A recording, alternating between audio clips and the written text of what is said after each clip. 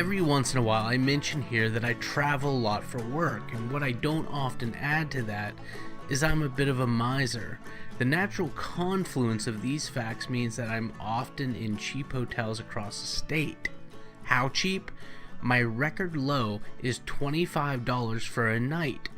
I want to talk about hotels for a few minutes though, because this isn't about them being cheap so much as I love a lot of these places, and I sometimes feel like I'm forever saying goodbye to things. And I'll explain what I mean about that a little later. The people in my professional community are aware of my habit of staying in really cheap places, and a lot of people are waiting to learn that I've been murdered in some sleazy motel. This isn't something that I suspect they think, it's something that I've been outright told. I routinely stay in places that most people are uncomfortable driving past, and that's kind of confusing to me. One time I entered a meeting in Harrisburg and the agency's director asked me if I'd stayed the night or if I had driven in that morning. I told her I'd stayed the night outside of town because that's what I had. And she was visibly shocked. And she told me that if money was an issue, I should contact her in the future so that she could work with me to get me a state discount possibly. But money wasn't the issue because this was a business trip and I have an adequate travel budget. The place I stayed at was $45 a night. It was 2 miles from the turnpike and sat across the street from a dairy farm. I wasn't worried about being across the street from a dairy farm. When I'd stayed at the place, I had paid for the room in advance via a fax machine and a company credit card. I had spoken with the owners over the phone, and upon arriving the evening before the meeting, I found that the motel looked like it did when I'd first seen it on Google Maps Street View. It was older. It was probably built in the 60s or early 70s. It was off an older 2-lane state road. The parking lot was repaved and the roof looked newer. The room was really clean. The water was hot and the water pressure was of a degree that I term exfoliating because I like a shower to sting a bit. It even had a microwave. That's an amenity that I'd not had while staying in a 4-star hotel in a conference the year past. I've thought about people's perspectives a good bit, and I've had to conclude that most people associate inexpensive with cheap. In the book Zen and the Art of Motorcycle Maintenance, Robert Pirsig writes about a specific episode where he offers to fix his friend's problematic BMW motorcycle with a shim. The shim in this case came in the form of a beer tab. The friend was appalled and was having none of it, despite that this would resolve the issue at hand. I can't recall exactly what the problem was. I haven't read the book in quite a number of years, but Pirsig mused that had he stated the beer tab was not a beer tab, but rather a pricey shim imported from the German manufacturer, that would have all worked out fine. Some people, maybe most of the people in my professional world, associate inexpensive with cheap. Once early on in my profession, I was staying in Erie where I regularly roomed at a chain hotel for about $70 a night, a little less when I would pay for it at least a week in advance. One autumn evening following work and after checking in, I drove up to Mercyhurst to visit with a friend who had an apartment with a guy who was majoring in hospitality/management, something like that. I forget the actual title. Anyhow, this guy would go on to write a book about oranges and being haunted by madness, but that's another story. The real point is that when he learned that I was staying in a hotel, he peppered me with questions and told me that the cost of keeping a hotel room vacant for a night worked out to about $20 on average, at least for a chain hotel that has less than 100 rooms in the building. And I don't know how accurate this is or was even at that time, but the number stuck with me.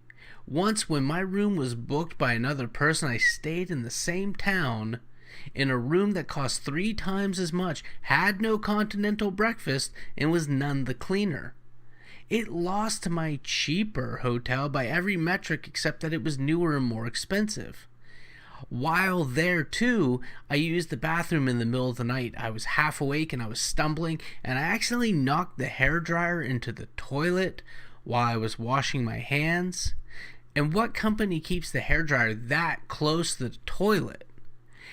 I was thinking this when I heard the plugged-in device crackling in the toilet, and I simultaneously unplugged it and pulled it up by the cord, bracing myself for a death that didn't come, but finding a rediscovered awakeness that took an entire day to expire.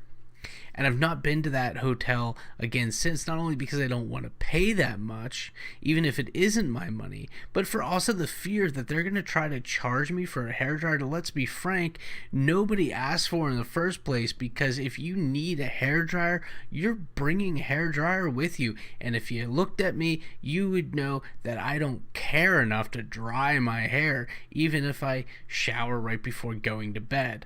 Now, I'm not trying to convince anybody to stay in cheap motels and the motels and the hotels that acne the landscape. I'm just trying to work out what it is about them that I find endearing, and I think it does stem to my love of history. You know, a lot of people, myself included, often think back to the way that the world was, and not a long time back either. I'm not nostalgic for a time that never really existed, but I'm often thinking about the world as it recently was, the America of large, boxy televisions, the stink of coal heat, department stores, payphones, whatever you want to define it. There is something to be said for a time without instantaneous information and uniformity. This is the same reason I prefer to avoid chain restaurants, especially when I'm on the road. The appeal of a McDonald's or an Applebee's is that you know what you're going to get, because you could walk through the doors of a Cracker Barrel. Let's say you're in Victorville, California. You could walk into the Cracker Barrel and actually pass through some sort of wormhole, which would drop you off inside the Cracker Barrel in Meadville, Pennsylvania. And then upon exiting the said Cracker Barrel in Meadville, you would once again travel through that wormhole, end up in California, and you would never know the difference because they're so uniform. And that's the point. You know what to expect. Uniformity, consistency. And I think, honestly, that a lot of people are afraid of making a wrong decision and getting stiff with a bad meal or a lumpy mattress, or in the voiced fears of my coworkers being murdered in a cheap hotel. In high school, actually, this is true story. In high school, a couple of my friends had gone to Chicago for a concert, I think, or maybe it was it don't matter. They were in Chicago, and they were actually robbed at gunpoint in their hotel room. And that hotel room was over $200 a night and had a plasma television in every room of the hotel. That was a novelty, because we're talking like 2002. The closest thing I've ever had to such an encounter was when I was staying in a motel in Breezewood. I'd stayed there like 3 years before, but it was run this time by a new group, this cadre of hippies, and a lady was voluntarily being arrested out front. The owner was encouraging her and saying that she was doing the right thing. She was crying a lot and had the wiry look of a woman who smoked Newports exclusively and extensively. I got a room there. I think I paid $35. It was $10 more than it had been the first time I was there. So yeah, it was about $35. So I got a room there for the $35, and I left a 6-pack of Yingling in the fridge when I left. That might have been irresponsible of me. I'm not lacking for experiences. One night while staying in Warren, Pennsylvania, I was woken up by the sound of a snowball fight, because a sudden band of wet, heavy snow dumped like 4 inches over an hour. Some truckers who had arrived shortly before were engaged in that snowball fight, and an errant ball had hit my window, waking me up. So I put my shoes on and I stepped outside my door and I joined in. I also accidentally locked myself out of the room as the key was in my pants. A couple of the guys walked into the front desk with me after a few minutes of snowball fighting, snowballing. They walked in with me so that it wouldn't be weird for me to approach the night staff in nothing but my underwear. Because having company when you walk into a motel lobby shod but wearing only underwear and you've got company with you makes it normal. I don't know, maybe they were there just to vouch for the fact that I had locked myself out of my room. Recently I stayed in Clearfield, not at a Clearfield. I stayed in Clearfield out towards the center part of the Commonwealth, and I was in a motel whose owners were away at a wedding. The motel was being presided over by one of their best customers, a nurse from a local hospital who would sleep there when the weather was bad or when she was too tired from the third shift to make the 30-minute drive down through the winding, steep roads back home. We spoke about writing and how she is opening a hydroponic greenhouse on her farm so that she can have all-year produce store. She plans on donating a lot of this produce to a food bank, and you gotta check the bath twice a day, she told me. I don't remember if she said bath or just like the water, but she plans on checking it regularly. I will tell you that. She was very adamant. It was, all very pie in the sky, so I wasn't really invested in that part of the conversation, but I got beyond casual politeness when she told me that she was trying to learn to play the banjo, so I gave her an hour lesson, and she bought me donuts and coffee in the morning. There was a Boston cream, and the room was immaculately clean. These old motels won't be around forever, and as I said before, I guess I'm trying to say goodbye to an older time before it atrophies into history and is remembered as the type of place that ceased existing decades before, even though it's been around us up until moments ago. These are the new places my grandparents stayed in when they were young and having their first vacations. These were the type of places hardscrabble country musicians of the 70s would find themselves living in for months at a time.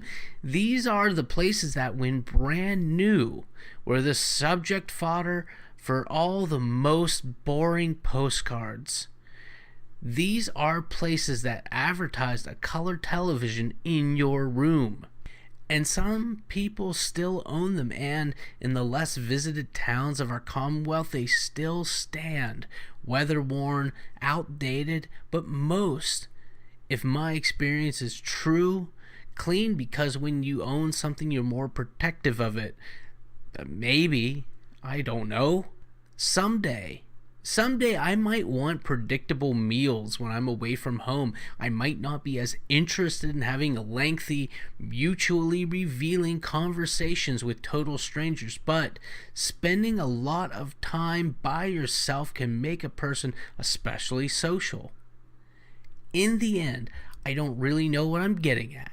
I don't like to pay much for a hotel room. That's true. And I guess I'm always a bit interested to find out what's inside an old door. I like to open my eyes in a place that could as easily be a time before I was born. Time travel, as H.G. Wells wrote about it, might not exist, probably will never exist. But I feel I've been able to time travel a bit just by looking at the ever-changing world around me and squinting my eyes just right.